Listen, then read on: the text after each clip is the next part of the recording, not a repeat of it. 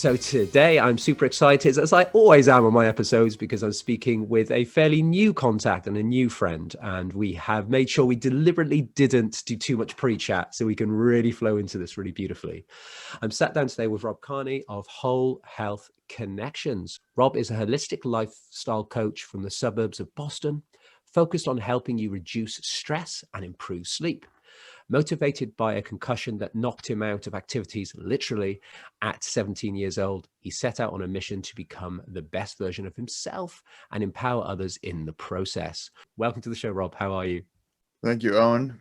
I'm doing very well. It's a nice snowy day out here in Boston. Looking out about a foot of snow and a little sunshine. So that's a combination that doesn't often happen. So, grateful for the nature, grateful to be here.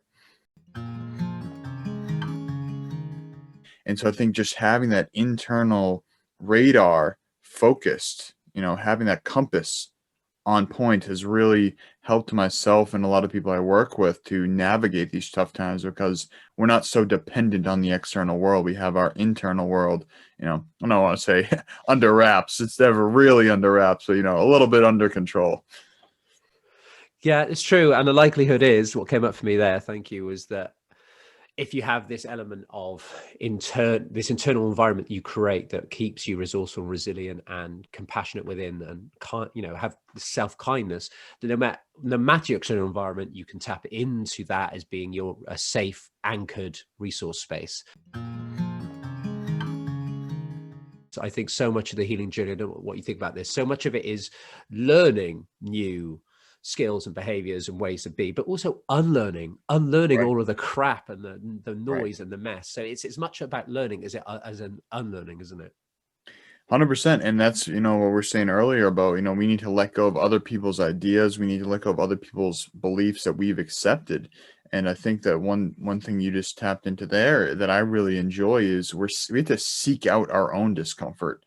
Because right now we live in an electrical box that has electricity, it has heat, it has beds, it has everything we could possibly need to be perfectly safe. So we don't have that, that threat of, God, hopefully we don't have this anytime soon of an enemy village coming in trying to raid us. We don't have the threat of being killed by a wild animal while we sleep. We don't have the threat of freezing to death at night by a campfire if the campfire goes out or the wind takes it out or whatever. So we are now so safe that our idea of the fight or flight mode is activated by things that aren't quite survival anymore. So what are your thoughts on that? I guess compassion is huge, isn't it? If you care about yourself in that kind of deep level, the likelihood is your behavior will change. Absolutely. And I'd say even if I know a lot of people tend to think that this whole, taking care of yourself is selfish. Even let's say you believe that. If you care about other people, you will take care of yourself. If you want to show up to be a better husband, a better wife, a better boss, a better worker, you will take care of yourself. Because if you want to be grounded, if you want to be performing optimally, if you want to be less reactive, you want to take care of yourself. So do it slow. Find your own pace. And if that takes a year for you to completely transition out of an old lifestyle, so be it. If it takes 2 years, so be it. As long as you're moving forward and you're taking step by step, that's really all we ask for is just, owe it to yourself, owe it to the people around you to just slowly but surely get better every single day. Yeah, it's such a wonderful message. Thank you, Rob.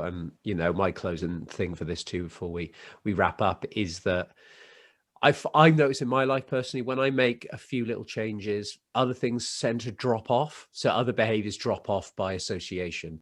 Yes. So even sometimes, if you're struggling to make the change and you keep slipping up over and over again, you don't seem to make it stick. Maybe look at what it is that you keep tripping back into. But I just want to thank you so much for your time. Obviously, we haven't known each other long, but I think you're an amazing man. You really inspire me, and I feel blessed to know you.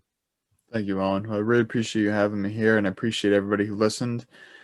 I'm looking forward to growing together, making this planet a little bit of a better place one day at a time.